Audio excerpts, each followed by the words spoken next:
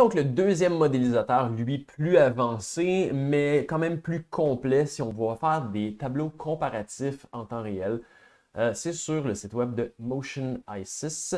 Donc, on regarde beaucoup, c'est les mêmes facteurs qu'on a rentrés. Par contre, on n'a pas les points de référence. Donc, il faut connaître un peu plus les valeurs au niveau de la résistance aérodynamique ou quoi que ce soit. Il faut tout rentrer de façon peut-être un peu plus manuelle.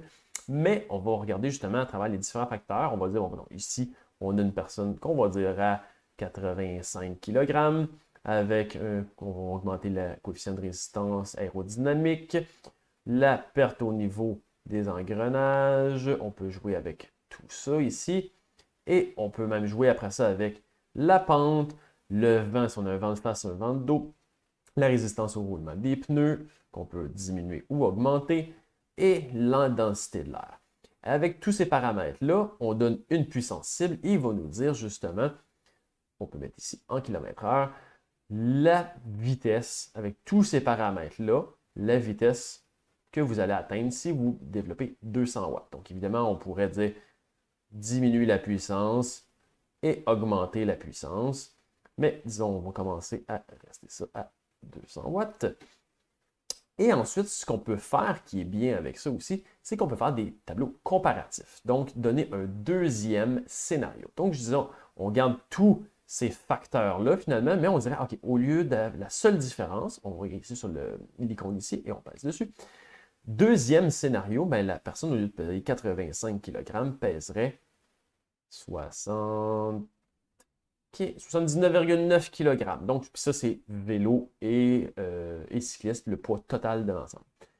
Donc, avec tous les autres paramètres identiques en vert, ben, au lieu de rouler à 31,96 comme le scénario d'origine, on roulerait à 32,32 km/h pour avoir perdu 10,1 kg.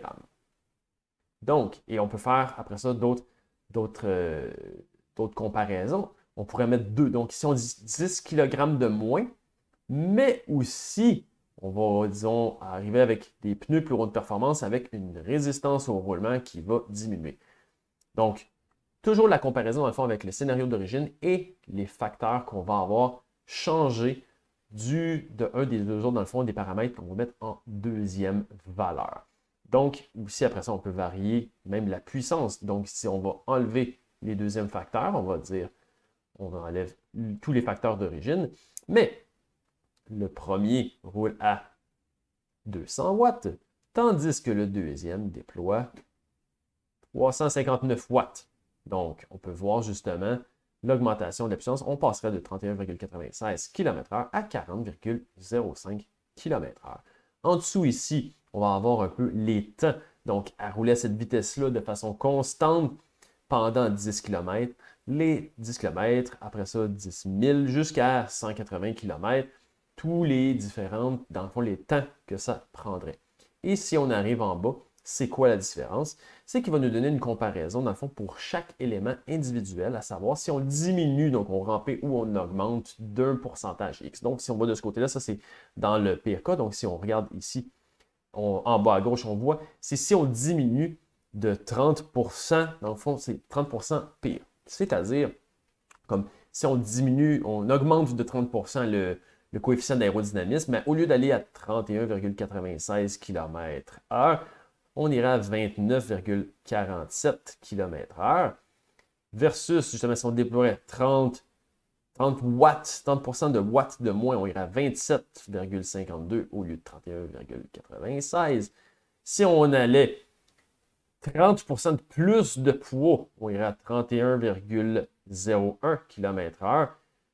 Et si on augmente on diminue le coefficient de résistance au roulement, même chose aussi dans le fond. C'est que là, qu'est-ce qu'on perdrait comme vitesse si on augmente, si tout était pire de 30%, dans le fond, à chaque élément individuel. Et si on fait l'inverse, qu'on dit, on augmente, dans le fond, on améliore de 30% chacun des éléments individuels, lequel qui vaut le plus la peine. Donc, si on regarde finalement, si on augmenterait, on diminuerait de 30% le poids, on tomberait à 32,91 km/h. Ce serait ça le gain. Même chose pour la coefficient de résistance au roulement à 32,91 km/h.